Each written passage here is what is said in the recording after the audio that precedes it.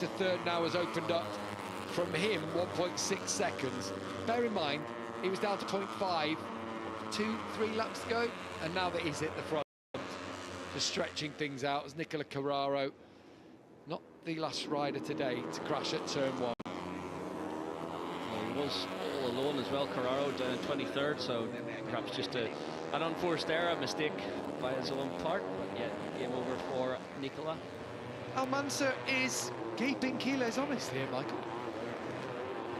He's had a good run here in the first sector, first 2 sectors of the lap, and getting back in touch with Maximo. This is the part where Maximo does stretch things out. He looks good on the run towards sector 4, very consistent through that chicane and the double left onto the finish line straight. So, third place scrap, teammates. Finland versus Argentina. 27 on the 73. 1.5 seconds back now on Almanza, who is the only rider on that lap into the 45s. He was a couple of tenths quicker than Quiles on that last lap. Halfway point of the race, 10 down, 10 to go. And we've got a few duels going on for the lead between Quiles and Almanza, for third between Salmona and Peroni, for 5th place between Munoz and Carpe. Yeah, Brian Uriarte's just lost touch. I don't know if it's been a mistake on his part. 46.8 last time around was a fairly steady lap for him, but yeah, he's just lost touch with the battling Carpe and Munoz up front. What were the tyres in between Almanza and Quiles? Were they both on the same 2 options obviously available in the MOTO3 class? We know Quiles went with the harder option tyre. Yeah, difference in the front end. So Almanza soft front, Quiles hard front, and then both on the hard rear tyre. So yeah, out of the front runners, it is only the front tyre of David Almanza that's different. The rest are all on the harder options, front and rear. Definitely coming here, aren't they? Munoz and Carpe on Salmona and Peroni. The gap, well, it was about 1.2 a couple of laps ago, and it was consistently at it. Suddenly on this lap, well, visually, yeah, it's down to half a second. So they made up a couple of tenths on the previous lap, but now Munoz has made up half a second on this lap alone. He's got the bit between his teeth here as David Munoz, starting down in 17th place. This is an impressive ride. Yeah, if he's bagging a podium finish here after what was a tough day at the office in terms of qualifying. He's had good pace all weekend, and then a tough day, and it just gives you an uphill battle, especially when you've got the likes of Quiles. Wide from Salmona, and that means Munoz is right in it now. So easily done, one mistake. We've seen it into turn 1, turn 5 as well. You can get in a bit too hot, and especially turn 1 with, he's on the curb with the rear going sideways. We spoke to Cal Crutchlow about that. If you're on the dirty part, it just feels like sheet ice out there, so he had to release the pressure off the brake and keep it on 2 wheels, relinquish the spot. Well, the breadcrumbs were being laid for David Munoz, weren't they? And he's gobbled them all up. He's right there now, ready to pounce. Still won't be easy, the pace that Peroni and Salmona are running. No, and while he's hesitating, Alvaro Carpe says, right, if you're going to not go through straight away, give me a shot at it. But of course Munoz straight away. There we are, the red rag waved in front of the bullseyes, and he came straight back at him. Oh, look at it. What's he saying there? Well, I don't know. He turned around, had a full conversation with Alvaro Carpe between Brilliant. 10, 11 and 12. That's great from David Munoz. Yeah. What are you doing, you Wally? It does seem that Carpe's better through those fast rights, and he set up that move. It was a clean pass as well, but Munoz didn't appreciate it, and I thought Carpe was going to lay one back on him there, just a bit of retaliation. That's so funny, just him turning around and having a big stare at him in the face. What are you doing? Right, we've had a new fastest lap of the race at the front, Michael. It's not from Max Quiles. David Almanza has kept touch with Quiles as he's up the pace once more, and he's gone even quicker than the race leader. Halfway around the lap, he had got it under 2 tenths, and then Quiles' prowess in the final sector brought it back up to 3 tenths. So Even though Almanza's set fastest lap, Keeles still only a tenth slower on the full track. But yeah, this is going to rumble all the way to the end, it would seem. Almanza's not going down without a fight. I've just seen a helicopter shot. We have, remind you, you can get that too if you download the HBO Max app and get our multi-view for the MotoGP race. Anyway, we've got the helicopter on. I just saw Max Keeles take a green on the exit from turn 11, like he was just using one to try and give himself a bit of a gap again. You can see top left of your shots. That's the helicopter footage that we get.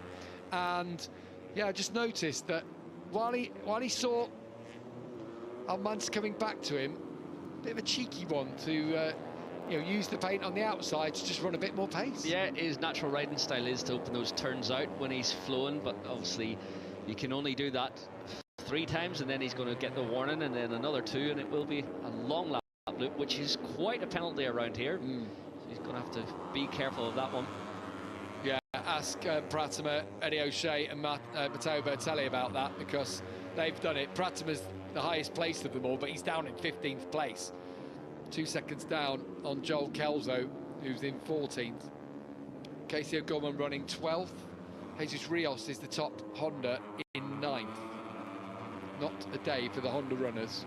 Not a weekend for them, is it, this racetrack? This circuit certainly doesn't suit the natural strengths of the Honda, as we seen in Mugello 1 week ago. But yeah, tough for all the Honda riders. They're all sort of bunched there behind it, inside the top, or just outside the top 10. Carpe then has got back in front of David Munoz now. So, not heeding Munoz's warnings. You see how he's turning so well, Carpe. I've got a feeling he expects to have more pace here. So, is he able to carry it through down towards turn 5? They're starting to defend a bit, Perrone and Salmela. Here comes Carpe, and he is going to try and get through on Salmela. Salmela has to relinquish. Watch Munoz. I'm surprised. I thought he might take advantage and try and go through straight away. Maybe down towards turn 9. This is where Carpe's going to... Is he going to try and do 2 straight away here, Carpe? Salmela has a look on the inside. There's no way through, even on the Moto3 bikes. Performance so similar through there. Carpe takes the inside now through turn 11. Perrone's one who will like to come straight back at him, or a little spin up perhaps there for Carpe as he applied the gas down towards turn 12. But that's really well done, isn't it, by Carpe in a manner of corners to go from, well, he was in 6th place just before the end of the last lap, and now he's up all the way into 3rd. Yeah, the last few laps he has looked the strongest in the group, even with Munoz looking back again at the end of the previous lap, and then Carpe straight through into turn 15 and just in 1 lap disposes of both the riders, so he looks the stronger in this fight. Top left of your screens, has Keeles finally broken the resolve of David Almanza, who was in hospital at this time last week with a bad abscess on his tonsils, and so I wonder if there is a little element of just being under the weather still for Almanza, but the resolve could have been broken. The gap has gone out to 0.8, and it's just Keeles knocking out the laps. Yeah, another 46.0. Last time around, he's been so consistent from 45.8, his best of this race so far, to now on lap 13 he's able to put in a 46.0. It's so impressive. He's got margin over everyone today. Oh, it's all got tight in there with Munoz, Perrone, and then Salmela coming back.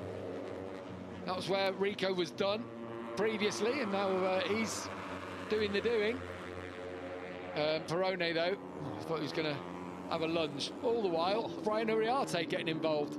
Well, it's good for the sponsors, isn't it? Because it's got 4 bikes on track in not much space. Perrone leans over the top of Munoz, who is late through there. He was coming through, David, then. If there's a door ajar, Munoz is coming through. He is undoubtedly cleaner than he was a few years ago, but still, there is always that red mist in race trim, and Munoz, you don't have to ask him twice. Doesn't need a second invitation, and he will put that KTM through. Right, the gap at the front now stands at 1.4 seconds. Keeles is out in a class of his own here today, and looking on course to seal a 5th Grand Prix victory from the first 8 races and really banish any demons that I don't think really hung around for long after the disappointing result back in Italy. Munoz down towards turn 1, trying to take a tight line to get through on Salmon, and he does it on the switchback. Did Salmon go that wide? Anyway, Munoz got through. Rico has been deep a number of times on the previous lap. He's sideways, pushing hard on the brakes, but yeah, he had to relinquish the spot there to Munoz. So the Carpe Munoz battle will continue, but now for the final podium spot today. Little look up to the screens for Munoz, and he will see there's 4.5 laps to go. Carpe in the bronze medal spot. Almanza now 1.7 down on Quiles. He's got the silver wrapped up. Quiles has the gold. Who's going to join them on the podium, though? Is it Carpe or Munoz? Or maybe the likes of Rico Salmon. Of course, for Rico, that would represent his first podium in Grand Prix racing. Here we go. Getting tasty behind because Valentin Perrone decides to come through. Brian Uriarte says, thanks, lads. I'll have a bit of that. This just shows how you make a pass and you make yourself vulnerable to the rider behind. Yeah, it looks like these two are struggling a bit though, Salmela and Valentin Perrone. You can see this setup. Just levers it aside. Just rides through his teammate's knee. And in doing so, Uriarte comes through. I thought Salmela was setting up Munoz though. I thought he was, you know, looking like he might have a go back, and then suddenly his teammate's through and he finds himself. Moments ago he was in 3rd, now he's down to 7th. There's Almanza in 2nd place from pole position. It's a good ride, having missed out last week.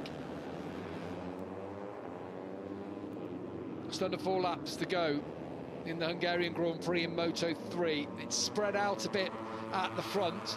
This battle of a 3rd is 6 seconds down on Quiles. Not often we talk about gaps like that in Moto3. No, you get gaps at some circuits, but this is certainly broke up right from the get-go. It's obviously a strategy from Quiles and from Almanza, but yeah, impressive nonetheless. Right, I want you to explain something to me, Michael. I keep seeing Carpe look at the big screens around the racetrack. You're a rider at, you know, this pace. How on earth do you look at a big screen and know what's going on? Here we go, Munoz coming back at Carpe. There is the move. Spending too much time looking at the big screens. Possibly. Actually, whenever you're going down a street, you've got time to look across. So when you look at your pit board, you get the gap and the number that's in the group, but it's nice to get a visual idea of how close the chasers are. Oh, there we are. I mean, Carpe in doing that look behind, has lost a little bit of the gap that they had back to Uriarte. Yeah, it's allowed Uriarte to get across. It's nice to know, but you know, the look back can cost you a little bit, so that's where the screen is better. You just have to jink your head a bit to the left and have a look and see if the group is all together. Yeah, he's lost a little bit of the momentum there as Carpe. He's obviously, I've seen him look at that screen a lot. He's obviously concerned about who's in the group or what's going on in it, trying to get a read on the race, when at times you just think, get your head down and get racing. Keep plugging on. Munoz, I think he had the weakness through the right-handers, the fast ones at turn 7 and 8. I think he's put that right over the last few laps. That is where he made the overtake on Carpe, then setting it up into 9. Looked a bit deep though there, didn't he, down into turn 1, and that will close the gap back up to Alvaro Carpe. Of course, he's still not back to full fitness, David Munoz, from his femur break last year in Indonesia. You'd be saying that sounds a long time ago. Yeah, it's a broken femur. He had infections, he had to have it reoperated on 3 times. Here we go, Salmela. So Rico goes through on Perrone. He's not done this. The Argentine and the Finn teammates, but I think they get on from what I've seen around the paddock. But some of the action here on track today might question that relationship a little bit. Cormac Buchanan's got back into the points, Michael. I don't know what's happened to Pratama, because he was in 15th. He's had a lap where he's dropped like a stone, and suddenly he finds himself with Yamanaka down in 18th. So something's happened to the Indonesian.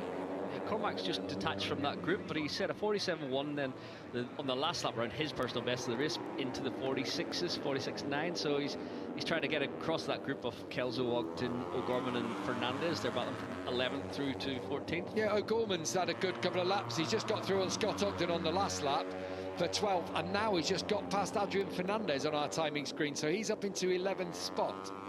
This is the battle for third we're watching, with David Munoz, Alvaro Carpe behind him, Brian Uriarte there, Rico Salmola and Valentin Perrone. Five-way battle for third place, and Carpe coming back at Munoz now, who went wide on the previous lap down into turn 1. Uriarte under pressure from Salmola, but it's as you were into turn 2. Top left of your screen, still Max Quiles going about his own business at the front, has a 2.9 second lead on the Aspar bike.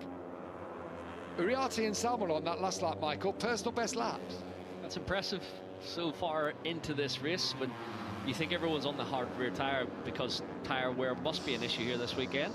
Oh, it makes me nervous. It makes me nervous at points around this racetrack. Oh, that's deep, isn't it, from Carpe? It is deep. Gives a bit of breathing room back to Munoz. It will give some encouragement, perhaps, to Brian Uriarte, fresh from his podium and his win, should I say, at the Italian Grand Prix. 4 Red Bull KTMs locked together. It would make a nice picture for the factory. 2 separate teams, obviously AO and Tech 3, but Salmela pushing the front end of his into that long looping left-hander at turn 11. So while they head up towards turn 12, Max Quiles is already in turn 14, powering away towards his final lap of this race. Munoz putting a good lap here, good response. While everyone battles behind him, he can just get on with the job of sealing another podium finish. For Munoz, he needs them, needs the point to be his 3rd podium of the year, having missed a couple of rounds with that injury. Right, last lap time in the Moto3 Hungarian Grand Prix. Max Quiles leads David Almanza by 3 seconds across it. Alvaro Carpe, oh, he's coming under pressure from his teammate Brian Uriarte. So I thought Carpe might have a shot there at getting through a Munoz, and in turn you hesitate slightly and Uriarte comes back. Now, has he got a shot at the podium here, Michael? Undoubtedly, he is such a good scrapper and very clever in terms of racecraft. Oh, that was close to green paint for the number 83 Carpe. I don't think he touched it though. I don't think he did, and he's got a little bit of a run. Very, very close to Uriarte. Too close, perhaps, for a slipstream there. Uriarte was good on the brakes there to get onto the rear wheel of David Munoz. This is through the fast right-handers. There's a possibility here for Uriarte. It looks like Uriarte's winding it up, isn't it, for a move at turn 9. Munoz will think it's coming. Here comes Carpe. Is he going to try and get both of them? Alvaro Carpe does get the pair of them. He's been strong through those fast right-handers. Through the race boys at a moment there. That means Munoz surely will attack into 11. No. Oh, the door is open though. Munoz tries to ride through him up towards turn 12 now. This is the battle. Oh, and a crash on the straight. Oh no, not again.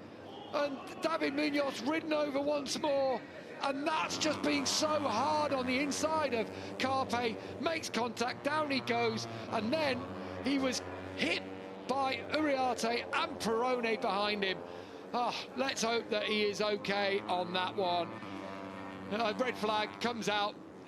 Already this race is ended, but a wheelie across the line for Maximo Quiles, who wins, but it comes with a cloud over it. He won't know what's gone on behind. David Almanza takes 2nd. Well, it will go back to the previous lap where actually David Munoz was 3rd, Michael, but he's been involved in a horrible, horrible incident on the exit from turn 11 there. Yeah, he was trying to ride through with Carpe, and then he more or less got his front end wiped out as they run towards turn 12. But yeah, just the chase pack, and we know it was another bike that broke his leg in Indonesia last year. So yeah, that is the worst scenario whenever you get collected by the oncoming riders. And the right decision to red flag it. Perrone is up on his feet. That's good to see. Yeah, and obviously we also saw Uriarte involved in that incident. It was what was actually happening. He was trying to make the pass, wasn't he, on the inside at turn 11. There is Uriarte. Red flag, you'll know, has come out. And so we just hope that Munoz is okay. Now, the race is considered complete after 19 laps. So that would go back to across the line on the previous lap was Munoz, wasn't it? Yeah. But what the rules now? I'm trying to think of the rules now being if you're involved in the incident. If you're the cause of the red flag, it used to be the case that you weren't included if you're not actively competing when the red flag goes out. So Max Quiles celebrates victory. He'll be none the wiser, will he, out the front? But that's, again, we've got to talk about his ride. A class ride from Maximo Quiles, who will come round and likely will see Munoz stricken. He won't have known that this is going on behind him. So we see the medical team are out there, shaking their head from Max Quiles. So you know, we can see that the ambulance was out on the circuit for Munoz. He won't know what's going on, but he's performed brilliantly today. All riders conscious, that's good to hear. But yeah, for the number 28, that was a dominant performance today. A frustrated rider after Mugello, he came here to deliver, and he did just that. So while he comes back in, let's take a breather. Hopefully we can bring you some more positive news from David Munoz.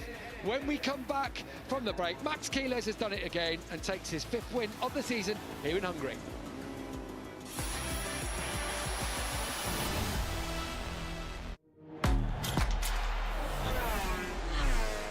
British summertime, a slow time for news? Not this year.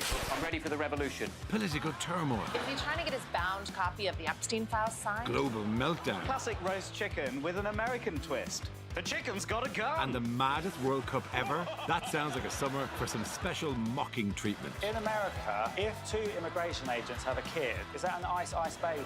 Brand new Mock the Week summer specials. Starts tonight at 9 on TLC. Welcome to your crash course in saving on car insurance. The good people of Britain are driving around and suddenly they get hit with a nasty car insurance quote. That's why it's our job to stay one step ahead, bring them our best deals and save the day. Better Off begins with Money Supermarket.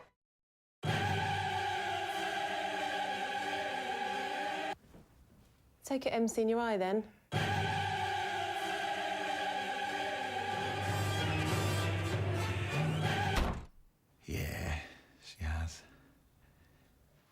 Great.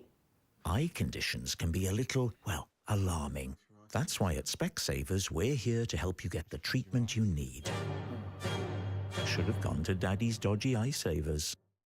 Play every day with the perfect shorts and swim shorts from Mr. Marvis. Timeless design and ultimate comfort. Shop on mrmarvis.co.uk or visit our flagship store. Hotpoint has been at the heart of UK homes for 115 years. With Hotpoint's Vital Care technology, fruit and veg stay fresh with antioxidants locked in for up to 7 days, helping to keep family life running smoothly.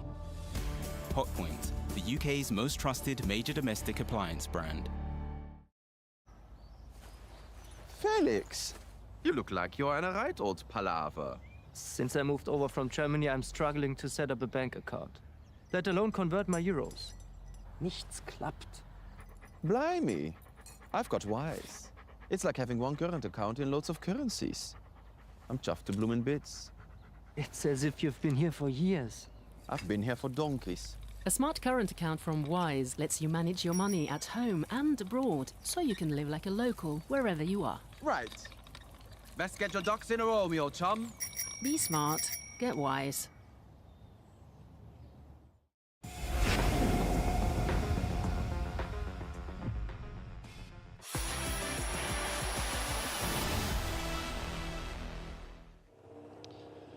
Welcome back to the Hungarian Grand Prix, where Max Quiles has taken victory in a red-flagged race. David Almanza second, but his teammate has been involved in a nasty incident. Jürgen Ling just embracing with David down there, who I wonder if he just faded physically. You know, he was ill last week. So yeah, I just wonder. That and the pace was relentless from Quiles. He was still lapping so close to lap record pace on the last 5 laps. So yeah, he made it difficult for Almanza today, but yeah, still a solid performance from David, better than the rest, and able to go with this fast jump Spaniard all the way towards the end, and then had to relinquish, and a 3-second gap was the margin for Almanza to, well, they had to give best to Quiles. Now, we haven't got the standings here in our